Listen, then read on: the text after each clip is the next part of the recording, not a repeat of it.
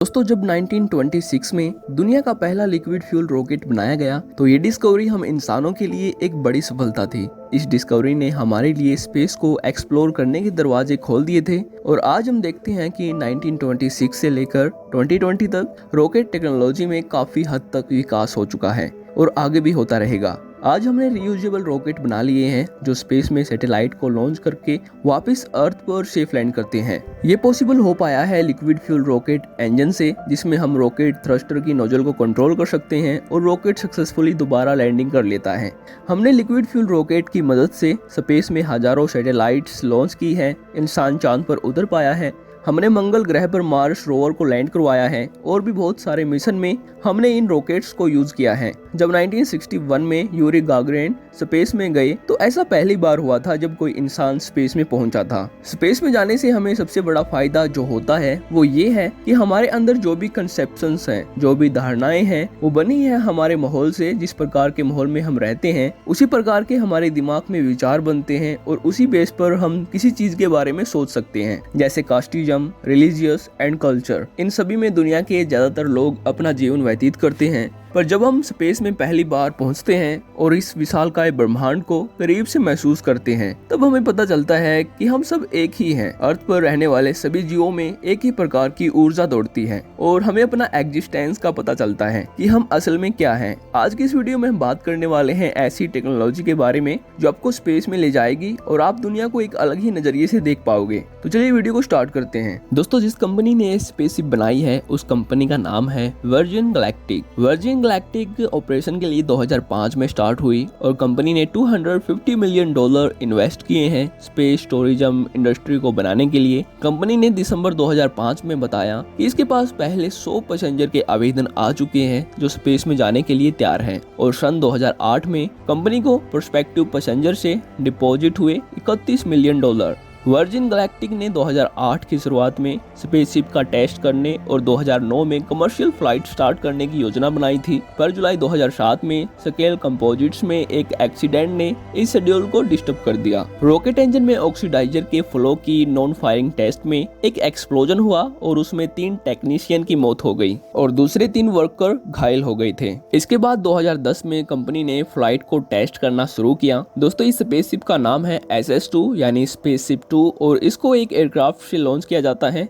जिसका नाम है वाइड नाइट 2। तो चलिए जानते हैं इनके बारे में डिटेल से। वाइड नाइट 2 कार्बन कंपोजिट से बना है। यह दुनिया का लार्जेस्ट कार्बन कंपोजिट एयरक्राफ्ट है जिसमें 4 PW308A टर्बोजेट इंजन्स लगे हैं। इसके दोनों ओर 2 क्रू कंपार्टमेंट्स हैं और दोनों फ्यूजलेज के विंग्स के नीचे SS-2 यानी स्पेसशिप 2 को अटैच किया जाता है लॉन्च करने के लिए। वाइड नाइट 2 स्पेसशिप को लॉन्च तो करता ही है, साथ में ये दूसरे पेलोड को भी लॉन्च करने के काम में लाया जाता है, जैसे लो अर्थ ऑर्बिट में अनमैन्ड रॉकेट्स और स्मॉल सैटेलाइट को लॉन्च करना। इसके अलावा वाइड नाइट 2 को यूज में लाया जाता है SS-2 के एस्ट्रोनॉट और पायलट को जीरो ग्रेविटी की ट्रेनिंग देने के लिए। यानी जब वाइड नाइट 2 को पैराबोलिक फ्लाइट पाथ में फ्लाई करवाया जाता है तो प्लेन के अंदर कुछ सेकंड के लिए जीरो ग्रेविटी क्रिएट होती है, जिससे पैसेंजर एंड पायलट 10 से 20 सेकंड के लिए वेटलेसनेस को एक्सपीरियंस करते हैं। ये ट्रेनिंग स्पेस में जाने से पहले एस्ट्रोनॉट को दी जाती है। अगर आपको पैराबोलिक फ्लाइट के बारे में नहीं पता कि ये कैसे काम करती है और कैसे आप भी अर्थ पर ही जीरो ग्रेविटी को फील कर सकते हैं तो आप मुझे कमेंट बॉक्स में बताएं। इसके ऊपर भी अलग से एक वीडियो बन सकती है। स्पेसशिप 2 60 फीट लॉन्ग और 7.5 फीट वाइड है। इसके विंग स्पैन 27 फीट और टेल हाइट 15 फीट है।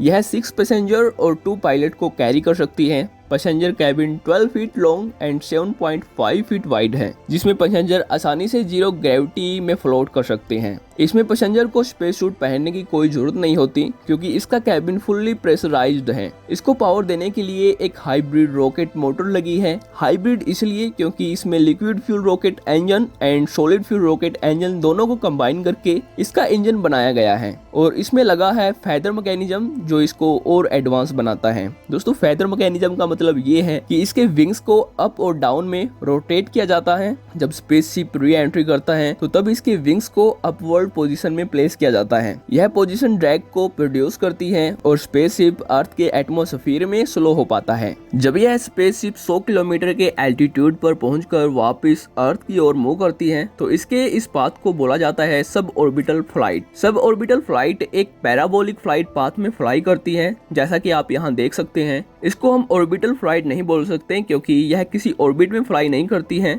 यह केवल एक आर्क पाथ में फ्लाई करती है। तो Y-92 रनवे से किसी नॉर्मल जेट एयरक्राफ्ट के जैसे ही टेक ऑफ करता है। इसके विंग्स के नीचे SS-2 यानी स्पेसशिप 2 अटैच रहती है। जब एयरक्राफ्ट 50,000 फीट की एल्टीट्यूड पर पहुंचता है तो यह स्पेसशिप 2 को रिलीज करता है। इसके बाद SS-2 के पायलट हाइब्रिड रॉकेट इंजन को इग्नाइट करते हैं। 90 सेकंड बाद ही SS-2 मार्क 3 की स्पीड पर वर्टिकल एक्सेलरेट करता है। जब स्पेसशिप 3 लाख फीट की हाइट पर पहुंच जाता है, यानी लगभग 91 किलोमीटर की हाइट पर, तो तब स्पेसशिप के इंजन बंद कर दिए जाते हैं और री एंट्री के लिए विंग्स को अपवर्ड पोजीशन में कर लिया जाता है। ये वही पल होता है जब स्पेसशिप अपनी मैक्सिमम हाइट पर होता है, यानी 100 किलोमीटर के एल्टीट्यूड पर। इसी एल्टीट्यूड पर crew and passenger zero gravity में वेटलेसनेस को एक्सपीरियंस करते हैं और स्पेसशिप वापस अर्थ पर लौट आती है। जब कोई ऑब्जेक्ट साउंड की स्पीड से ट्रेवल करता है तो इसकी स्पीड को माक नंबर से डिनोट किया जाता है।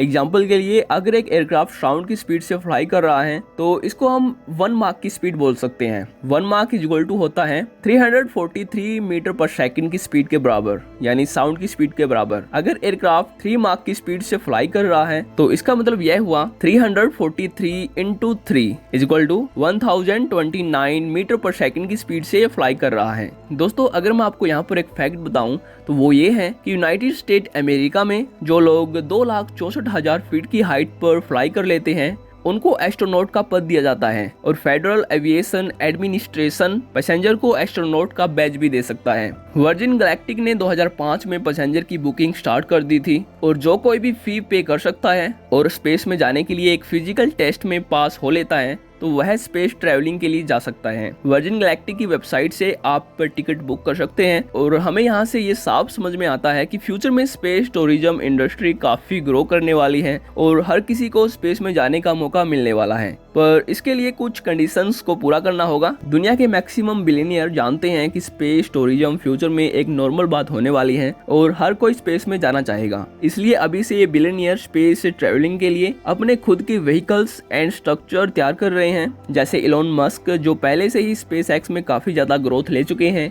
Amazon.com के founder Jeff Bezos blue origin में इन्वेस्ट कर चुके हैं जो सब ऑर्बिटल फ्लाइट के लिए रीयूजेबल लॉन्च व्हीकल बनाती है। बिगेलो एरोस्पेस के फाउंडर रॉबर्ट बिगेलो स्पेस में होटल बनाने की स्ट्रक्चर तैयार कर रहे हैं। तो दोस्तों, इस वीडियो में इतना ही। अगर वीडियो से आपको कुछ सीखने को मिला तो वीडियो को लाइक करना और ऐसी ही इंटरेस्टिंग साइंस एंड टेक्नोलॉजी की वीडियो देखने के लिए हमारे साथ जुड़ जाइए। तो थैंक्स फॉर वॉचिंग।